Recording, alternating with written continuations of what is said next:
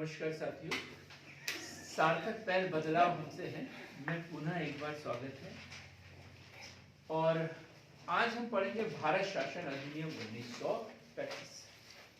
इससे पहले हमने पढ़ा है भारत शासन अधिनियम 1919 मॉन्टेग्यू चैम्सफोर्ड सुधा। उस समय मॉन्टेग्यू भारत सचिव और चैम्सफोर्ड जो है वो भारत के वाइसराय। चैम्सफोर्ड भारत के वाइसराय। क्या परिवर्तन किया हमने ये भी देखा कि भारत में जो सांप्रदायिक निर्वाचन है उसमें विस्तार किया गया था। पंजाब में सिखों के लिए और अन्य कई प्रांतों में जो है एंग्लो इंडियन जो है उनके लिए पृथक प्रतिनिधित्व की बात की गई थी। जो वायसराय है उसकी परिषद में जो 8 सदस्य होते थे उसमें 3 भारतीय सदस्यों को चुना गया और उन्हें विषय दिए थे विधि। क्या विषय दिए थे? विधि, उद्योग और शिक्षा। विधि, उद्योग और शिक्षा 3 विषय उन्हें प्रदान किए गए थे। हमने ये भी देखा कि केंद्र में द्विसदनात्मक व्यवस्था थी। केंद्र में द्विसदनात्मक व्यवस्था थी। अक्सर ये क्वेश्चन पूछा जाता है। और हम पहुंच जाते हैं भारत शासन अधिनियम 1935 में, जबकि द्विसदनात्मक व्यवस्था कब कर दी गई थी? 1919 में ही कर दी।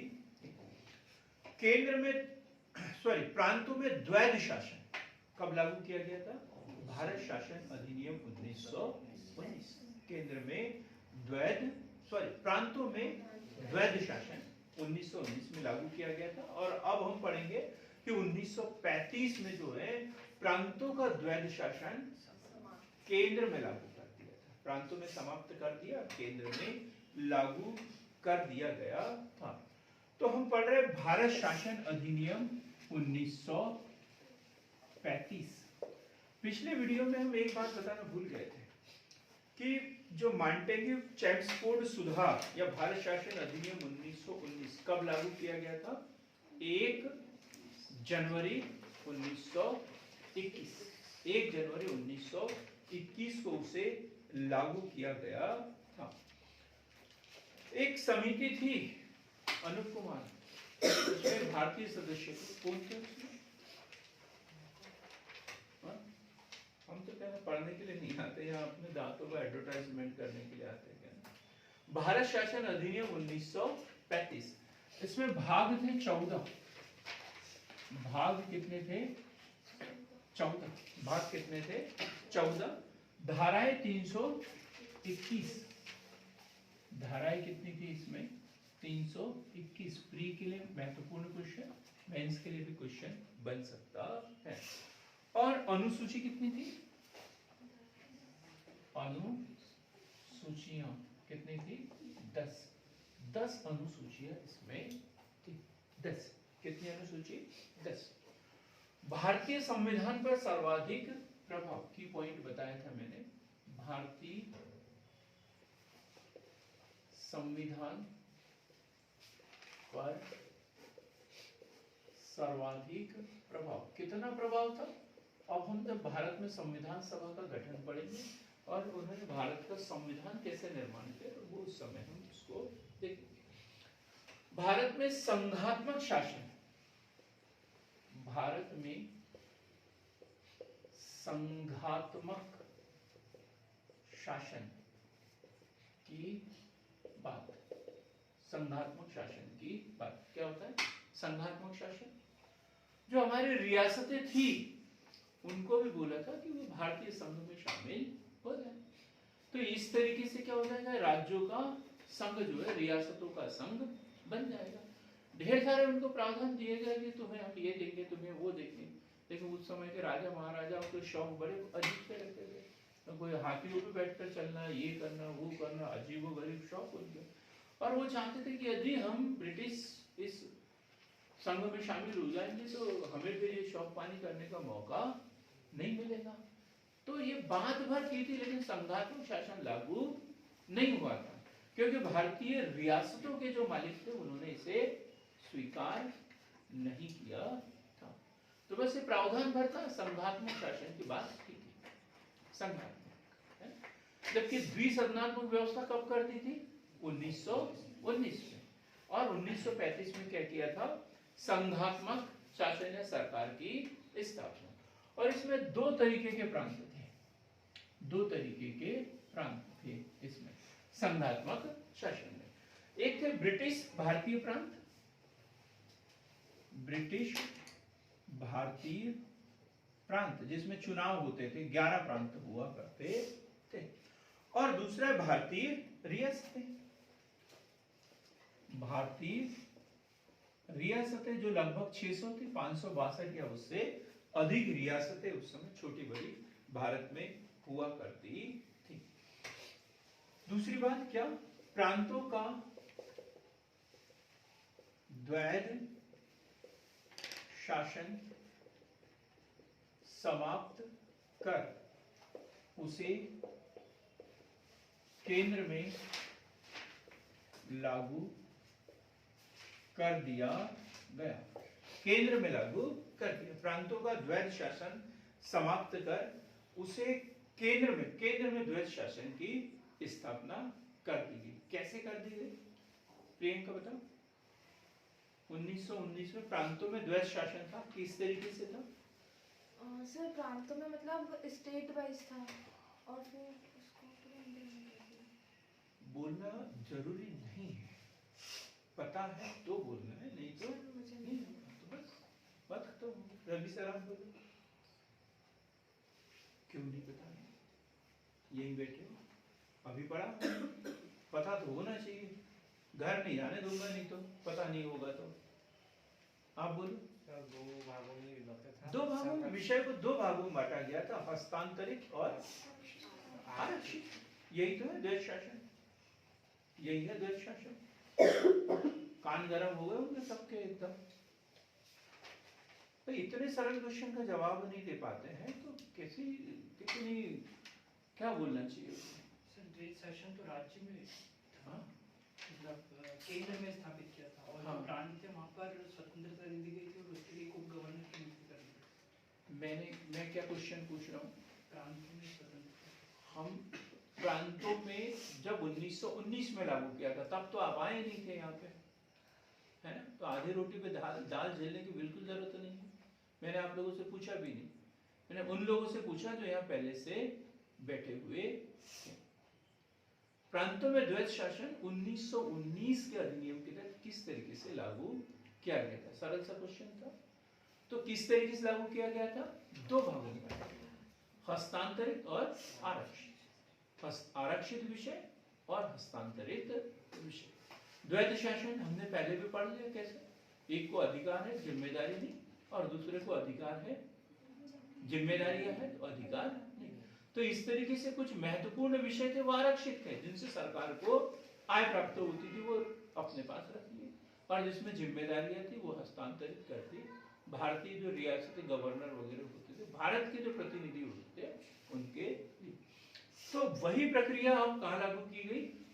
केंद्र में लागू की गई और प्रांतों को स्वतंत्रता दी गई, प्रांतीय स्वतंत्रता। अब हम देखेंगे प्रांतों को स्वतंत्रता प्रदान की गई। तीसरा पॉइंट, प्रांतों को स्वतंत्रता प्रदान की गई एवं क्या प्रांतों को स्वतंत्रता प्रदान की गई एवं प्रांतीय गवर्नर व उसकी परिषद को, प्रांतीय गवर्नर व उसकी परिषद को अधिकार दिए गए। हम देखेंगे कि दो सूची पहले बन गई थी 1919 के अधिनियम के तहत, केंद्रीय सूची और प्रांतीय सूची। अब प्रांतीय विषय जो है उसके ऊपर कैसे कानून बनाना है, क्या करना है, ये किसको दे दिया? प्रांतीय गवर्नर को उसकी परिषद, उसको स्वतंत्रता दे दी गई, जैसे चाहे वैसे अपने हिसाब से कानून बना सकते हैं। अब केंद्रीय विधानमंडल को द्विसदनात्मक किया गया, ये तो 1919 में ही कर दिया था, लेकिन फिर इसमें क्या सदस्य, क्या परिवर्तन किया गया? केंद्रीय विधान मंडल को द्विसदनात्मक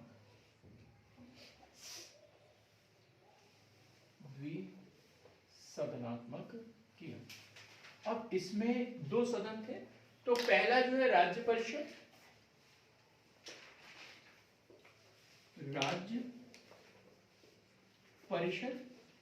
और दूसरा कौन सा होगा? केंद्रीय विधान सभा। केंद्रीय विधान सभा। राज्य परिषद में 260 सदस्य, 260 सदस्य।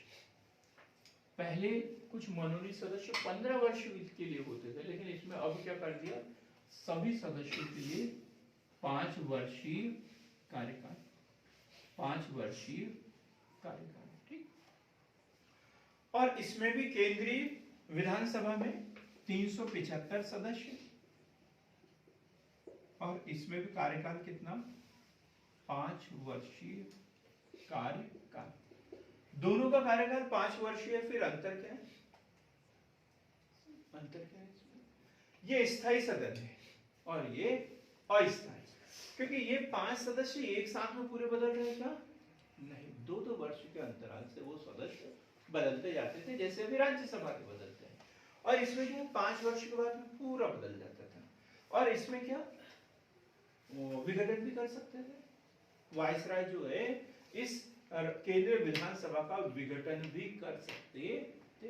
कार्य एक साथ में चुनाव होते थे, सब लोग चुन के जाते थे, और फिर जैसे अभी बदल जाते वैसे बदल भी जाते थे। अब विषयों को 3 श्रेणियों में बांटा गया। 1919 में विषयों को कितने श्रेणियों में बांटा गया था दीक्षा? 2 श्रेणी में। कौन कौन सी?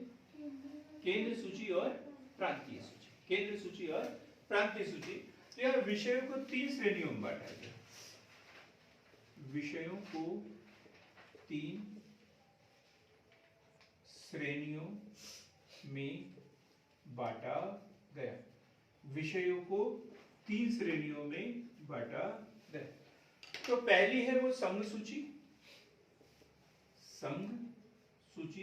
और इसमें रखे गए थे 69 विषय जो केंद्रीय महत्व के होते थे। दूसरा है राज्य सूची, इसमें कितने विषय थे? 64। समवर्ती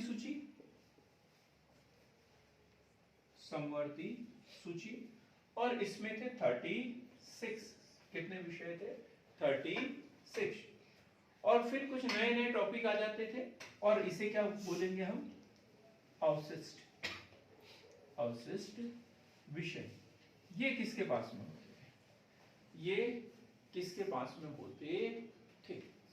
क्योंकि हमने 1919 में पढ़ा, क्या पढ़ा? 2 श्रेणियों में बांटा था, केंद्र और प्रांत। केंद्र पे केंद्र, प्रांतों पे प्रांत। और अवशिष्ट विषय किसके पास? केंद्र के पास में होते थे, लेकिन यहाँ परिवर्तन किया गया। ये किसके पास? वायसराय और उसकी परिषद के पास में। गवर्नर नहीं, गवर्नर तो खत्म। वायसराय और उसकी परिषद के पास में। तो अवशिष्ट विषय जो है वायसराय, वो उसकी परिषद के पास में होते थे। कल हमने एक क्वेश्चन पढ़ा था, सुप्रीम कोर्ट की स्थापना। सुप्रीम कोर्ट की स्थापना, नीति आप बता। सर हाई कोर्ट की स्थापना पड़ी थी 1861 में। सुप्रीम कोर्ट की नहीं पड़ी थी? आज पढ़ेंगे सर। वो फिर वो पढ़ा था कलकत्ता में। आपकी तबीयत खराब थी ना, इसलिए घर जाने में ध्यान लगा होगा। वो बताया कि कल पढ़ा था कि सर 1774 में होता है एलिजाबेथ। हाँ, तो वही तो कल भी तो पढ़ा था ना अपन ने। हाँ, तो 1773 के रेगुलेटिंग एक्ट के तहत 1774 में कलकत्ता में सुप्रीम कोर्ट की स्थापना की थी। और Elijah Impey, sir Elijah Impey प्रथम न्यायाधीश इसके। फिर हमने 1861 में देखा हाई कोर्ट की स्थापना। हाई कोर्ट की स्थापना भारत शासन अधिनियम 1858, भारत परिषद अधिनियम 1858 के तहत 1861 में हाई कोर्ट की स्थापना की गई, ये हमने पढ़ा था। अब यहाँ पर कंफ्यूजन रहता है, यहाँ क्या बात की थी, संघ की बात की थी है? तो यहाँ पर जैसे लोक सेवा आयोग, तो संघीय लोक सेवा आयोग नाम दिया था। ऐसे ही कोर्ट की बात करेंगे तो संघीय न्यायालय, इसमें संघीय न्यायालय की बात की, तीनों शब्द अलग अलग है, याद रखना पड़ेगा, ठीक है। तो इसमें कौन से न्यायालय की बात की, एक संघीय न्यायालय की स्थापना की, एक संघीय न्यायालय की स्थापना, एक संघीय न्यायालय की स्थापना, संघीय न्यायालय की स्थापना की। और उसे क्या क्या, प्रारंभिक क्षेत्राधिकार, अपीलीय क्षेत्राधिकार और क्या हो सकते हैं, आप बोले अनूप कुमार, प्रारंभिक, अपीलीय और प्रारंभिक हो गया, अपीलीय हो गया और परामर्शदात्री जो अभी भी है। तो तीन प्रकार के क्षेत्राधिकार थे उसके, प्रारंभिक क्षेत्राधिकार, अपीलीय क्षेत्राधिकार, और तीसरा कौन सा था, तीसरा था परामर्शदात्री क्षेत्राधिकार। एक एक कंडिका इसमें देखेंगे तो ऐसा लगता है ये तो अभी भी है, ये तो अभी भी है। इसलिए तो बोलते हैं सबसे ज्यादा प्रभाव जो है भारत के संविधान पर किसका पड़ा है, भारत शासन अधिनियम 1900। हर चीज अभी लागू है, ये भी है, थोड़ा बहुत परिवर्तन यहाँ 6 वर्ष कर दिया बस, बाकी कुछ नहीं। ये भी है, 3 सूची में बांटा है, चौथा भी है, अब से विषय संघीय न्यायालय अभी है, उसके ऐसे ही क्षेत्राधिकार भी है। बर्मा को ब्रिटिश भारत से अलग किया गया, बर्मा को ब्रिटिश भारत से अलग किया गया, बर्मा को ब्रिटिश भारत से अलग किया गया। अब इसकी कमियां क्या थी वो भी देखेंगे, कमियां क्या क्या थी, कमियां क्या थी। वायसराय व उसकी परिषद को वीटो का अधिकार प्रदान किया गया, वायसराय व उसकी परिषद को वीटो का अधिकार दिया। वीटो क्या है, मना करने का अधिकार है। ये इधर पारित कर देता था, ये दोनों परिषद पारित कर देते थे, और फिर जैसे अभी होता है लोकसभा राज्यसभा दोनों पारित कर देते हैं, उसके बाद सिग्नेचर होने के लिए किसके पास, राष्ट्रपति के पास, और राष्ट्रपति महोदय अभी मना नहीं कर सकते। वीटो का तो है लेकिन आंशिक रूप से वापस कर सकते हैं, वापस कर सकते हैं, लेकिन दोबारा भेज दिया जाए तो फिर वापस भी नहीं कर सकते। तो लेकिन यहाँ पर ऐसा नहीं था, पूर्ण रूप से उसे वापस कर सकते, उसे खारिज ही कर देते थे। तो वायसराय व उसकी परिषद को वीटो का अधिकार इसमें दिया गया। गवर्नर जनरल, ये शब्द हमने अलग इस्तेमाल कर लिया, अलग क्यों, गवर्नर जनरल क्यों लिखा हमने, वैसे वायसराय होना चाहिए था, लेकिन क्या गवर्नर राज्यों में हुआ करते थे उस समय, गवर्नर कहाँ होते थे, राज्यों में। तो गवर्नर था राज्य विधान परिषद को, तो वही वायसराय केंद्रीय विधान परिषद को, इसको विधानसभा विधान परिषद को विघटित कर सकता था। मैं वायसराय ही लिख देता हूं, ठीक, वायसराय केंद्रीय विधान सभा को विघटित कर सकता था, यदि उनके मन मुताबिक काम न करे तो विघटित कर सकते थे।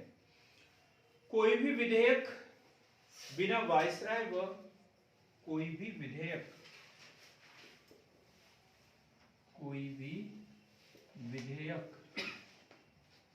बिना वायसराय व किसकी, गवर्नर की अनुमति के, कोई भी विधेयक बिना वायसराय व गवर्नर की अनुमति के केंद्रीय विधानसभा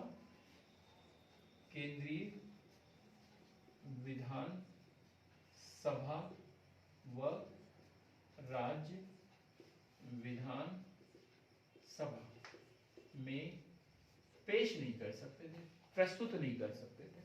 तो देखो, वायसराय की अनुमति से केंद्रीय विधानसभा में और गवर्नर की अनुमति से राज्य विधानसभा में कोई भी विधेयक प्रस्तुत करना है। हमारे यहाँ क्या होता है, कुछ विधेयक अभी जो है, कुछ विधेयकों को, जैसे धन विधेयक, पहले ही अनुमति लेना होता है। तो ऐसे कुछ विधेयकों के लिए संविधान संशोधन विधेयक, तो कुछ विधेयकों के लिए जहां अनुमति लेना पड़ता है, उस समय कोई भी विधेयक प्रस्तुत करना हो, इनकी अनुमति लेना ही होता था। गवर्नर की अनुमति प्राप्त विधेयक को यहां लिख सकते हैं वायसराय व गवर्नर की अनुमति प्राप्त विधेयक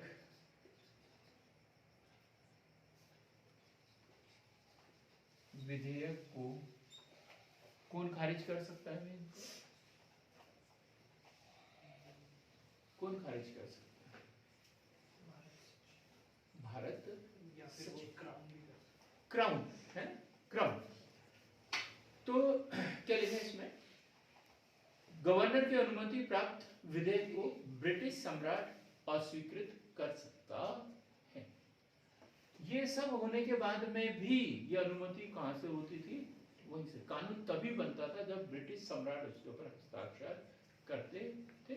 तो ये सब कुछ स्वीकृत करके भेज देते थे, उसके बाद भी कभी कभी वो अस्वीकृत कर सकते थे। लास्ट में लिखेंगे गवर्नर जनरल तो रहा नहीं है, गवर्नर व वायसराय की स्वयंसेवी शक्तियां, स्वयं सेवी नहीं बोलेंगे, स्वयं स्वविवेकी शक्तियां प्रदान की गई, जिसका उन्होंने बार बार दुरुपयोग किया। वह तानाशाही बन गए, तानाशाहों के रूप में ये कार्य करते थे, तानाशाहों के रूप में ये कार्य करते थे। अब ये तो इसकी कमियां थी। अब इसके ऊपर प्रतिक्रिया क्या थी, किसने स्वीकृति दी? इसके ऊपर किसी ने स्वीकृति तो इसके ऊपर मदन मोहन मालवीय जी क्या बोलते हैं? मदन मोहन मालवीय जी की प्रतिक्रिया थी, बाह्य रूप से जनतंत्रवादी,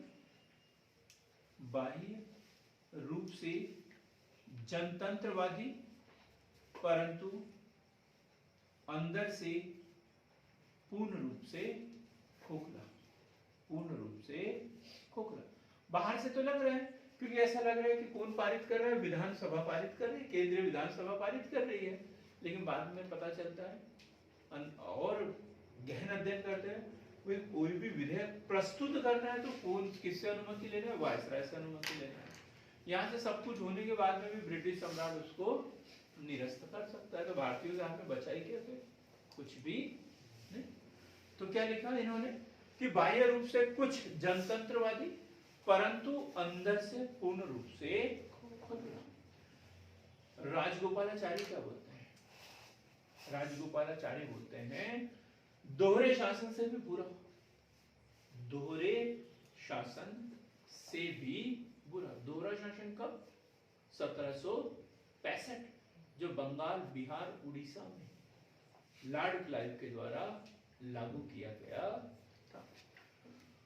तो राजगोपालाचारी ने ये बोला। पंडित जवाहरलाल नेहरू, ये क्वेश्चन पूछा गया है, पंडित जवाहरलाल नेहरू क्वेश्चन बना था। पंडित जवाहरलाल नेहरू ने अनेक ब्रेकों वाला इंजन, अनेक ब्रेकों वाला व इंजन रहित गाड़ी के समान किस अधिनियम को कहा गया? तो उसमें क्रिप्स मिशन आ जाता है और हम वहां पर भी फेल हो जाते हैं। साइमन कमीशन दिया जाता है तो उसमें भी फेल हो जाता है। तो पंडित जवाहरलाल नेहरू ने अनेक ब्रेकों वाला व इंजन रहित गाड़ी के समान बताया। हाँ। आपको क्या लगता है मोहम्मद अली जिन्ना जी खुश थे? नहीं, उन्होंने भी इनका विरोध किया था। क्या बोला था? बहुत ही बढ़िया। तो मोहम्मद अली जिन्ना ने बोला था पूर्ण रूप से सड़ा हुआ, बुरा, पूर्ण रूप से सड़ा हुआ, बुरा तथा अस्वीकृत करने योग्य, अस्वीकृत करने योग्य, अस्वीकृत करने योग्य। यदि इसका महत्व लिखने के लिए बोला जाए तो क्या लिखेंगे? भारतीय संविधान की आधारशिला। भारतीय संविधान का जो ढांचा बना है वो इसी अधिनियम के तहत बना। जब तक दोनों अधिराज्यों का संविधान लागू नहीं हुआ, तो स्वतंत्र कब हो गए? 1947 में। लेकिन संविधान कब बना? भारत का 1950 में बना, पाकिस्तान का भी ऐसे ही बना हुआ। तो जब तक दोनों अधिराज्यों के संविधान नहीं बने तब तक दोनों अधिराज्यों का शासन किस अधिनियम के तहत? भारत शासन अधिनियम 1935 के तहत ही किया गया। तो ये महत्व है। कुछ आधारभूत संस्थाओं का गठन इस अधिनियम के तहत हुआ, जैसे संघीय लोक सेवा आयोग, संघीय न्यायालय, संघीय न्यायालय। भारत का जो है एक बाहरी आवरण तैयार हुआ 1935 में, बर्मा को भारत से अलग कर दिया। तो ये सारी बातें इसके महत्व के अंतर्गत ही हम लिखेंगे। ठीक, कंडिकाएं भी लिख सकते हैं। जैसे विषयों को 3 श्रेणियों में बांटा गया, जो बड़ा ही सुविधाजनक हो गया। तो ये सारी बातें इसमें लिखेंगे। तो आज हमने पढ़ा क्या? भारत शासन अधिनियम 1935। अगला जो वीडियो होगा उसमें हम पढ़ेंगे भारतीय स्वतंत्रता अधिनियम या माउंटबेटन योजना की प्रमुख विशेषता। तो हमारे चैनल को लाइक कीजिए, शेयर कीजिए और जिसने भी अभी तक सब्सक्राइब नहीं किया वो सब्सक्राइब कीजिए, ताकि अधिक से अधिक लोगों तक सार्थक पहल की जो पहल है वो पहुंचे। बहुत बहुत धन्यवाद।